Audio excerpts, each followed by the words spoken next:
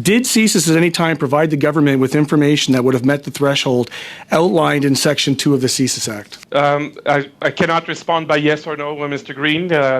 There was noise, honking, partying mixed with use of alcohol, fireworks being held on downtown streets where people live.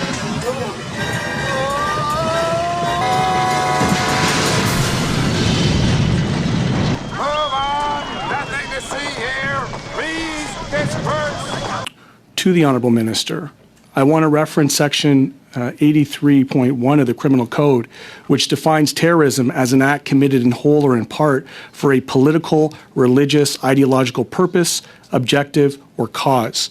Given that criminal definition, would you agree, given the language that you used in the proclamation, that this was considered a terrorist threat?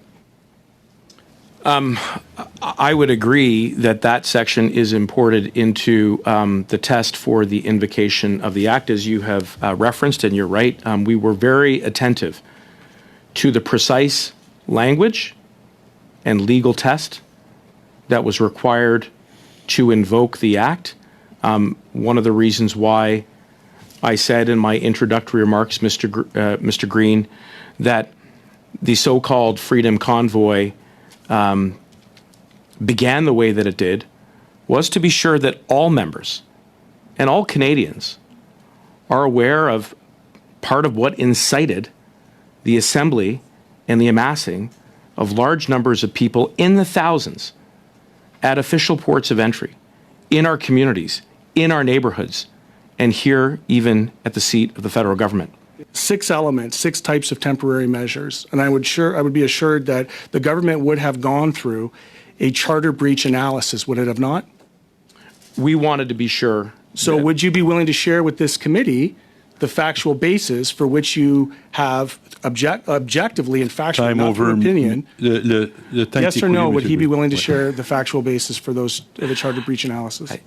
I would assure you and all colleagues, we want to be transparent, but what I was getting to was that the measures that we included in the Emergencies Act were compliant with the Charter, and that is a requirement of the Emergencies Act. Merci, Monsieur le Ministre. I want to speak about what was happening in Ottawa. And I am from Ottawa, so it's close to my heart. You recall that a big part of downtown Ottawa was completely shut down with hundreds of big rigs and trucks and vans and cars blockading all street? Of course I do. I am a resident of Ottawa from Sunday night to Friday evening, all sitting weeks. And that lasted for about 24 days? Yes. You also recall that there was noise, honking at all hours until a private citizen sought an injunction and stopped it temporarily? Yes, and that was the tip of the iceberg, but yes. Do you also recall reports of fireworks being held on downtown streets where people live in the middle of the night? Yes, and worse. And you recall general atmosphere of partying mixed with use of alcohol and harassment and intimidation towards the residents of downtown Ottawa?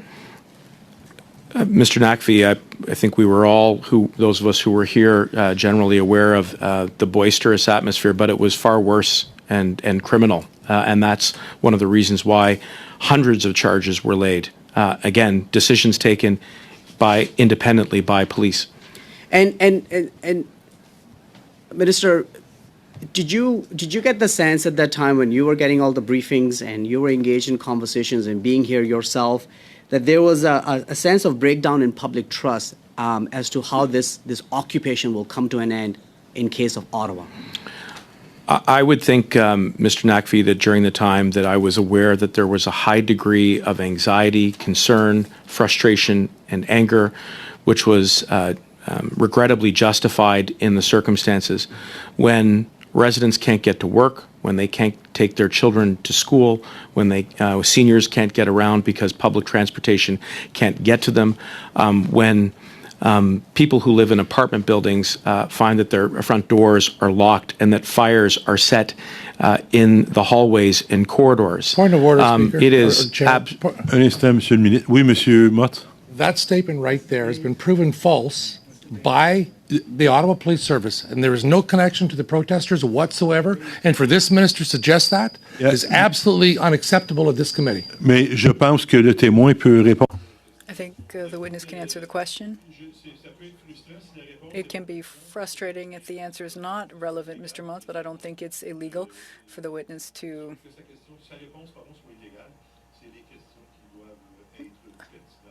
Really, the questions have to be relevant, so I'll allow the minister to continue. You have 50 seconds left. Thank you. Yes, Mr. Nakfi, there was definitely a lot of anger and frustration. So that was the foundation, that was the basis upon which you had to make certain decisions as to how to bring an end to this illegal occupation. And were you getting advice as to what tools police may need to finally bring an end to that 24-day occupation? Yes, of course. And that led into the circumstances of various measures that you outlined in that Emergency Act order? Well, as I've said on a number of occasions, one of the principal reason why we invoked was that the existing authorities that were on the books, and we've heard references to different statutes, the Highway Traffic Act, the Criminal Code, all have provisions, but for a variety of reasons, mostly dealing with the unprecedented and sustained nature of the illegal Votre occupation temps in est Ottawa. écoulé, Monsieur. Your time is up. Invoke. I note this, that in the reasons for the public order emergency, the convoy supporters formerly employed in law enforcement and the military have appeared alongside organizers and may be providing them with logistical and security advice, which pose operational challenges. This is noted. I ask that because in Section 5, where it talks about the potential for an increased level of unrest and violence, it is noted that there are individuals who support ideologically motivated violent extremism. This is a very serious issue for me in this particular case. So my question through you to the Honourable Minister is, noting that there are members of ideologically motivated violent extremists and the convoy supporters had formerly employed law enforcement and military people within the organizational capacity of the occupation, would the minister agree that there could be and evidence of ideologically motivated elements within our law enforcement and the military? I would begin by pointing out that first, with regards to the threat, as I mentioned during my introduction, there was a rhetoric that was ideologically motivated, and that led to... Mr. Chair, with specificity through you, respectfully, to the minister, we have people who are coming from, the Prime Minister's security detail, Joint Task Force 2 members. None of this, by the way, captured within the declaration. So I'm going to put the question, my final question through you, Mr. Chair, to Director Vino from CSIS. Did CSIS at any time provide the government with information that would have met the threshold outlined in Section 2 of the CSIS Act? Merci, Monsieur le Président. Thank you, Mr. Green, for your question. I would say that that as part of the Emergencies Act refers to the CSIS definition of violence, of terrorism. But the information from CSIS is but one of the elements that the Governing Council would consider to make its assessment. CSIS has been involved throughout the demonstrations and the protest to carry out our mandate, and we have been providing advice to the government. Chair, yes or no, did CSIS Your time is up. to the ministry that met the threshold of Section 2 under the CSIS Act? Yes or no? Yes or no, Monsieur? Oui or non, en français, please. I cannot respond by yes or no, Mr. Green. Just have to Merci. say that we have Le temps Thank you. Your time is up. What do you say to Canadians who have called out this clear double standard? And also, may you please respond to the observations of the RCMP being sympathetic to the convoy, which may have affected how they chose to discriminately enforce the law? Thank you for that question. this convoy was particularly different in the sense that there was many people in and around the area, and not all people were involved with the convoy. There were citizens from the city of Ottawa who were not participating. Specific to Coots, Commissioner Lucky, there was weapons found at Coots. In the same location, your RCMP officers were seen giving handshakes and hugs in a scene that had just recently found weapons. So, would you care to comment on that? Your time is up. À moins que vous puissiez répondre. Unless you can answer with a yes or no answer, Ms. Lucky. OK, alors je vais I passer. don't know what I'm saying, yes or no. to. OK. Alors je vais donner la. Okay, so on what factual basis for each of the objective elements that was considered, the 6 types of temporary measures that you invoked, on what factual basis for each of these objective elements was considered to show that the charter breaches were saved under Section 1? Look, I can't go into detail. Why?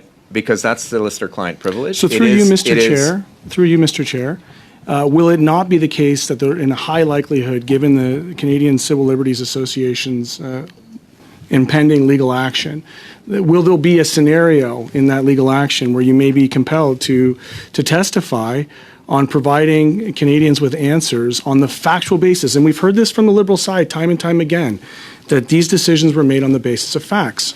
This committee is an important committee. Will you, in this moment, provide us with clarity on the factual basis for which the objective elements were met on the 6 temporary measures?